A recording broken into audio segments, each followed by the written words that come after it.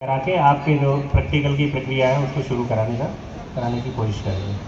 ठीक है, तो बिल्कुल भी संयम ना खोएं। सभी बच्चों को जब यहाँ से कार्यक्रम खत्म होगा तो उस बिल्डिंग में बिठाया जाएगा। वहाँ के जिलाधिकारी तिलक हमारे बीच आ रहे हैं। आप सभी तालियां बजाकर करतल ध्वनि से सर का स्वागत करें।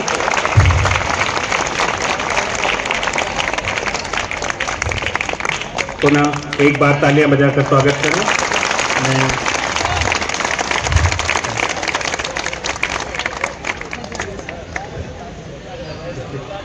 और उनके साथ पधारे हुए सभी सम्मानित अधिकारी कर्मचारीगण, कार्यक्रम की अध्यक्षता कर रहे महाविद्यालय के संरक्षक प्राचार्य जी, तिलार नगर और प्रांगण में पधारे हमारे सभी सम्मानित आदरणीय अतिथिगण, महाविद्यालय के सभी सम्मानित प्राध्यापकगण, कर्मचारीगण, अभिभावकगण, महाविद्यालय अपने 30वें क्रीड़ा समारोह के अवसर पर आप सभी को एक साथ प्रांगण में पाकर बहुत ही आनंदित और गौरवान्वित महसूस। मुख्य अतिथि जी और सभी सम्मानित अतिथियों से निवेदन करूंगा कि वे मां सरस्वती की प्रतिमा के सम्मुख दीप प्रज्वलित कर माल्यार्पण करें।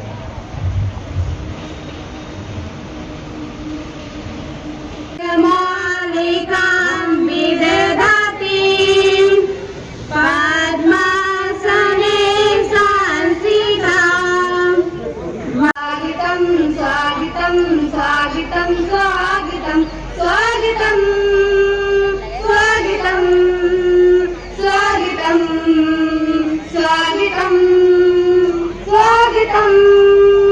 स्वागतं स्वागतं स्वागतं। कैसा पावन सुहावन समय आज है, आप आए अतिथियों में सरताज है। कैसा पावन सुहावन समय आज है, आप आए अतिथियों में सरताज है। देव की भांति पूजन करें आज हम, देव की भांति पूजन करें आज हम।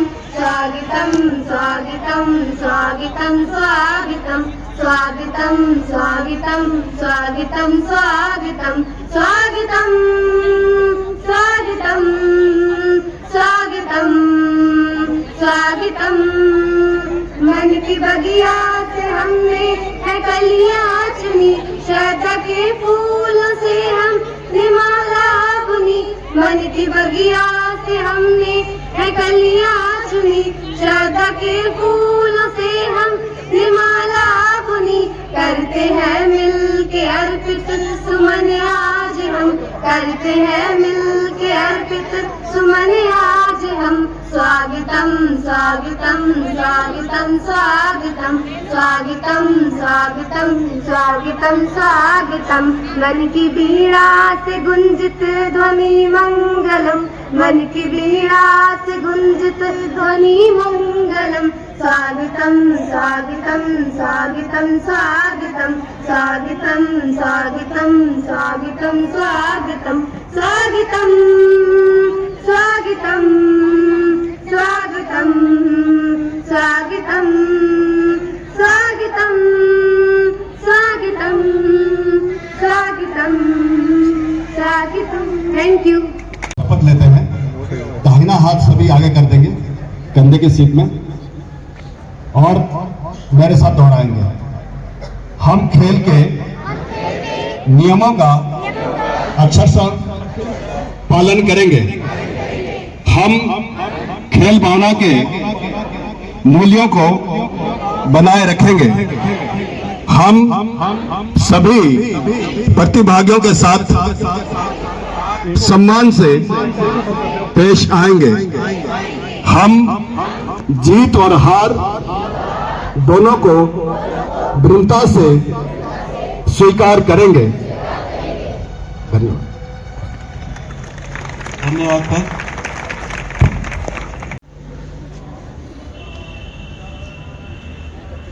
यहाँ पे जैसे कि अभिनीत है, क्षेत्र में इस तिलक तहसील में यही गवर्नमेंट का एक डिग्री कॉलेज है, बहुत ही शांत क्षेत्र में है। आप शहर की चहल पहल आवागमन से भी बाहर हैं। इसके साथ साथ कुछ यहाँ पे आप लोगों को परेशानियां भी होती होगी कि एकदम कटा हुआ सा महसूस क्षेत्र करते होंगे आप। यहाँ पे खाने पीने की चीज़ें भी आपको कम मिलती होंगी और आवागमन भी हो सकता है उतना सर्वसुलभ ना हो। विद्यालय परिसर के अंदर भी जैसे कि हमें यहाँ पे देखने में आया है कि रिसोर्सेस कम हैं, जिससे कुछ बच्चे यहाँ पे आने में अभी भी कतराते हैं कि पता नहीं क्या वहाँ पे सुविधाएं मिलेगी, क्या पढ़ाई होगी, हमारे भविष्य में काम आ भी पाएगी या नहीं आ पाएगी। प्यारे बच्चों, पहली बात तो यह है कि हम लोग सभी हाई स्कूल पास करके आए हैं। कोई ऐसा विद्यार्थी है जो हाई स्कूल पास ना किया हो? सभी ने इंटर भी किया है। हाई स्कूल का मीनिंग क्या होता है? हाई स्कूल यानी कि जब हम हाई स्कूल में थे तो हमारे हौसले बहुत बुलंद थे, हाई, बिल्कुल हाई, यानी कि हमारे पैर जमीन पे नहीं थे। फिर हम थोड़े से आगे बढ़े, इंटरमीडिएट में आए, और इंटरमीडिएट का मतलब क्या होता है? यानी कि ना ज़्यादा ऊपर का ना ज़्यादा, यानी कि बीच में। हाई स्कूल में जब थे हम, तो हम या आप सभी सोचते होंगे कि भाई चपरासी की नौकरी नहीं करेंगे, हैं, छोटी मोटी नौकरी नहीं करेंगे। हौसले बुलंद थे, आसमान में थे कि बड़े आदमी बनेंगे, बड़े ऑफिसर बनेंगे। लेकिन जब इंटरमीडिएट में आए तो थोड़ी समझ बढ़ी, मैच्योरिटी आई, और हम सोचने लगे कि भाई इंटर के बाद क्या होगा, जॉब कब लगेगा। तो थोड़े से ऊपर से नीचे उतरे, लेकिन बिल्कुल जो है जमीन पे नहीं आ पाए। फिर आगे डिग्री कॉलेज की तरफ बढ़े। डिग्री कॉलेज में देखा कि जो है यहाँ पे भी जॉब नहीं मिल रहा है। हमारी जो शिक्षा है वो हमें इस तरह तैयार नहीं कर रही कि हम कहीं पे जॉब ले लें। तो और थोड़े बिल्कुल जमीन पे बैठ गए, जैसे आप आज बैठे। तो अपनी जड़ों को हम देखना शुरू किया कि भाई हमने जो है प्राइमरी स्कूल में क्या पढ़ा था, जूनियर में क्या पढ़ा था, हाई स्कूल में क्या पढ़ा था, इंटर में क्या पढ़ा था, उसको पुनः हम तस्दीक करते हैं, उन अनुभवों को अपने जहन में लाते हैं, साक्षात करते हैं कि भाई कंपटीशन में वही चीज़ें आएगी जो अभी तक हमने पढ़ी नहीं है, जिसको हमने हवाई कर दिया। अब लगता है कि मैं तो चपरासी भी नहीं बन पा रहा हूं। ऐसा है ना, लगता है ना कि नौकरी मिलनी बड़ी मुश्किल है। तो कहीं ना कहीं हम में, माहौल में कई खामियां शायद थी। न्यू एजुकेशन पॉलिसी 2020, जो नई शिक्षा नीति है 2020, अगर मैं अपने शब्दों में बहुत बारीकी से उसको सिर्फ चंद शब्दों में कहूं तो उसका आशय सिर्फ इतना ही है। उसके जो न्यू एजुकेशन पॉलिसी 2020 उसके 4 आधार हैं, यानी कि 4 पहिए हैं। स्वामी विवेकानंद रामकृष्ण मिशन में बैठे हुए थे, तो एक कहानी सुन रहे थे रामचंद्र जी से कि ये भेड़ चाल, और क्योंकि मैंने एक शब्द यूज किया था बीच में कि भाई भेड़ चाल क्या होती है, भीड़ क्या होती है। तो ज्ञान भी 2 प्रकार का होता है ना। ज्ञान कितने प्रकार का होता है? ये है भेड़ चाल। मैंने कहा ज्ञान दो प्रकार का होता है, आपने कहा यस सर। है मेरे अनुसार ज्ञान दो प्रकार का होता है। एक होता है जो बांझपन लाता है, एक होता है जो सौंदर्यपन लाता है। इसमें अंतर कर लोगे? अब मोटा मोटा मैंने दो भागों में बांट दिया। ज्ञान एक वो है जो बांझपन लाएगा, जो फर्टिलिटी को खत्म करेगा। एक ऐसा ज्ञान है जो कि फर्टिलिटी बढ़ाएगा। आप कौन सा ज्ञान चाहते हैं? आप कौन सा ज्ञान अर्जित करना चाहते हैं? जो उर्वरता लाए, फर्टिलिटी लाए, जो सौंदर्य लाए, है ना? सब लोग यही चाहते हैं ना। कुछ कुछ लोग जो है चाहते हैं कि जो है वही बांझपन वाला ठीक है? अगर आपके एजुकेशन से, आपके डिग्री से आपकी उपयोगिता सिद्ध नहीं हो रही है, आप आत्मनिर्भर नहीं बन पा रहे हैं, आपको नौकरी नहीं मिल पा रही है, आपको सम्मान नहीं मिल पा रहा है, आपको सब जगह निरादर हो रहा है, तो इसका मतलब आप बांझपन के ज्ञान है आपके अंदर। मान लीजिए स्पष्ट रूप से, यदि आपके एजुकेशन से आपका कहीं पे भी, किसी भी ऑफिस में, किसी भी स्थान पे, परिवार में, बाहर कहीं सम्मान नहीं मिल रहा है, तो इसका मतलब कहीं ना कहीं कमी है आपके अंदर।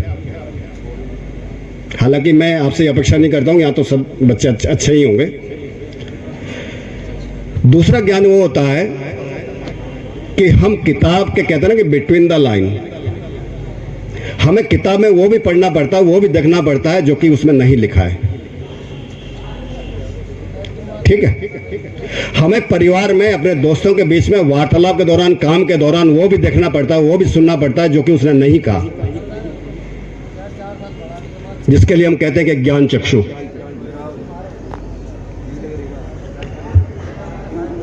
ज्ञान चक्षु तो सुना होगा ना, शिवा का तीसरा नित्य, नॉलेज ऑफ आई।